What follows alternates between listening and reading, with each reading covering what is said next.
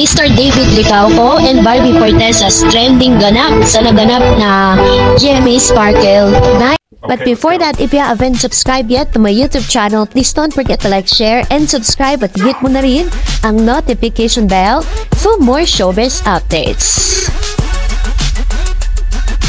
This gala night, kung saan present nga itong si Miss Barbie Fortesa na nakasuot po ng isang yellow gown, no? Simple gown po yung kanyang sinuot.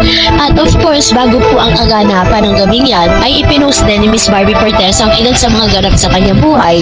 Kasama niya po ang kanyang pamilya, no? Na naka-check-in po sila sa isang hotel kung saan ginanap, no? Ito pong nasabing gala night. Kasama po ang ilan sa kanyang mga mahal sa buhay. Ito pinakita ni Barbie na talagang sinusuportahan talaga siya ng kanyang mga nakapaligid sa kanya, no? Yung kanyang mga parents, kasama niya po that night. Of course, kasama niya din yung kanyang lab team na siya pong tumulong sa kanya para po talagang maging glamorous yung kanyang itsura that night. Kita natin, no, sa kanila pong mga IG stories na talagang may preparation po silang ginawa bago po naganap ang nasabing event. Of course, marami po talagang nag-abang dito kung ano po yung mga pwedeng maganap dahil na present kasi this is gonna be the first time na magkikita si Miss Barbie Fortesa and Jack Roberto na kanyang ex-boyfriend noon. This is gonna be the first time na magkikita sila after the breakups, diba? So, sa nakikita na mamaya, sasabihin ko po sa inyo yung mga kaganapan na yan. Pero sa mga nakikita natin, talagang in-enjoy ni Barbie Fortesa ang gabing ito dahil talagang grabe po yung ganda ni Miss Barbie, sobra. Kaya talagang sabi po ng mga artista, si Barbie daw po yung klase ng artista na akala mo meron siyang sariling ring light na dala, no? At nag-trending din ang ilan sa mga pagkikita din ni Barbie at ni David Licauco backstage bago po sila pumasok sa red carpet ay may pahalik, no? At talagang may mega chika hug silang dalawa dito po sa nasabing event na ito. At nakita niyo po yung titigano, diba? Si Mr. David Licauco pa mismong lumapit kay Barbie. Of course, although marami nagtatanong bakit daw hindi sila sabay, no, na naglakad sa red carpet. Kung mapapansin po kasi ninyo, is talagang yun po yung strategic plan ng GMA Sparkle that night. Kahit nga po itong girlfriend po ng isa sa mga GMA Sparkle artists, wala rin yung kanyang boyfriend, kaya hindi rin po sinasabay maglakad, diba? Talagang isa-isa lang po talagang pinapasok na talagang parang merong kasamang kunyari, mag-boyfriend sa artista na yan, magkasabay pumasok, wala pong ganun. Kasi iniba po nila yung strategy para hindi maging isang malaking showbiz. Kasi ginagawa nila ito dahil meron po silang foundation na gustong bigyan. Akala nyo po ba sa pagpunta nila rito ay sagot po or malaki ang premyo? Hindi po. Ginagawa po nila ito kasi bawat artista is meron po silang donation dyan at kung sino po yung magwawag yung star of the night, hindi po yun sasapat dun sa ginastos ng artista sa pagpasok nila dyan. Yan po ay isang parang isang mega event kung saan magsasama-sama lahat ng artista ng GMA.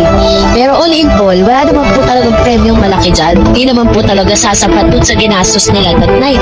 Pero ginagawa pa rin nila yan dahil may foundation ng GMA na kung ano man yung kinita ng nasabing event ay ibibigay po nila doon. Yun po yung process din. Kaya po sila lang pupunta. And of course, syempre, kitang-kita natin that Miss Barbie Fortesa was really so glamorous and very beautiful at napakaganda po ni Miss Barbie Fortesa that night. And kay Mr. David Licauco naman, very simple, no? Nakabarong po siya, gano'n. At yun po yung ilan sa mga kaganapan. Syempre, hindi po nasagot, no? Dito po sa event na to, nasagot yung tanong kung bakit hindi sila magkasabay na Roma. David Licauco, paano na nga ba? Abay, pinag-uusapan ngayon ang ka-holding hands, no, nitong si Miss Trending at pinag-uusapan pa rin ang ilan sa mga ganap dito po sa GMA Gala Night ng GMA Sparkle, no, ilang mga GMA artists. At isa sa pinag-uusapan ngayon, itong si Miss Barbie Fortesa dahil sa napaka-glamorous at napakagandang itsura nito na talaga naman pinaghandaan niya to kasi itong kauna-unang pagkakataon na magkikita-kita si Jack, si Barbie at si Mr. David Licauco sa isang event, pagkatapos ng breakups. At dito talagang inabangan kung ano magiging ganap. At pinaghanda nito ni Miss Barbie Forteza, ito na yung pinaka sinasabi niyang move on na itsura niya dahil pagkatapos siya magpagupit ng buhok and talagang sobrang nag-iilaw at talagang kumikinang si Miss Barbie Forteza sa mga pagkakataong ito. Kaya naman nag-viral si Miss Barbie dahil po sa napakatinding paghahanda niya para dito po sa napakagandang event ng GMA Sparkle. Pero aside from that, alam niyo po ang pinag-uusapan ngayon si Barbie Forteza dahil po sa mga photos na naglabasan kung saan si Barbie at si Jameson ay iniintriga sa social media, spotted na magka-holding hands. Lumabas sa social media, lalo na sa ex na dating Twitter, ang isang larawan ni na Barbie Forteza at Jameson Blake, hinihinalang magkasama habang nag-holding hands habang naglalakad. Ayon sa bandera, nag-viral ang naturang larawan at agad pinag-usapan ng netizen bilang potensyal na makasintahan o romantic interest ni Barbie matapos ang di umano'y iwas niya sa dating boyfriend na si Jack Roberto. Ang caption pa nga ng bandera at mga social posts ay nagsasabing iniintriga ang publiko tungkol sa pinagmulan at kabuluhan ng larawan. Kung ito ba ay nagpapatunay sa bagong romance o hindi lamang, wala pang opisyal na pahayag mula sa magkabilang panig kundi ang larawan at mabilis sa pagtanggap ng kanilang kombinasyon sa online world. Sa konteksto ng dating buhay ni Barbie, ilang linggo lamang nang naobserbahan ang kanyang pagiging single pa rin ang pagtangi sa mga alok at lambingan. At ay walang etsyos, wala po talagang naliligaw. Kaya ngayon viral ang larawan kasama si Jameson, natural lang na ito ay maging topikong usap-usapan ngayon sa social media. Kasi halos lahat po ng mga social media platform, ito talaga yung pinag-uusapan. Bakit daw magka-holding hands, kahit nag-jogging lang, at talagang pinakita pa nila sa social media, ha?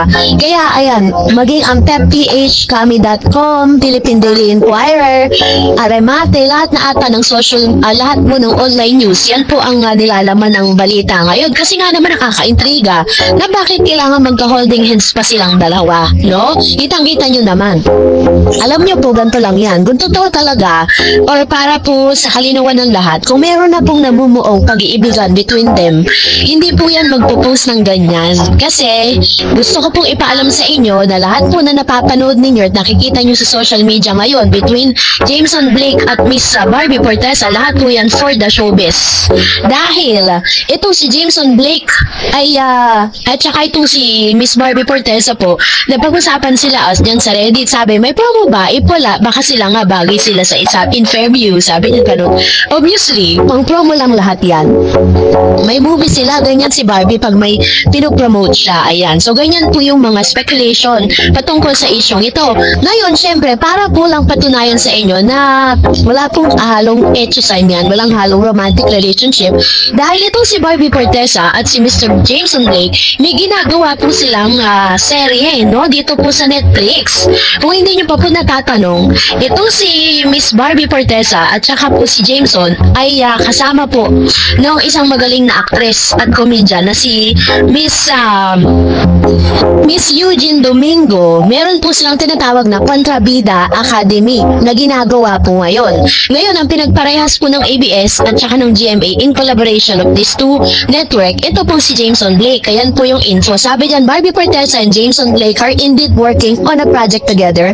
Specifically, a Netflix movie titled Kontrabida Academy. They were recently seen holding hands at Fandom, sparkling speculations about the relationship, likely related to their promo.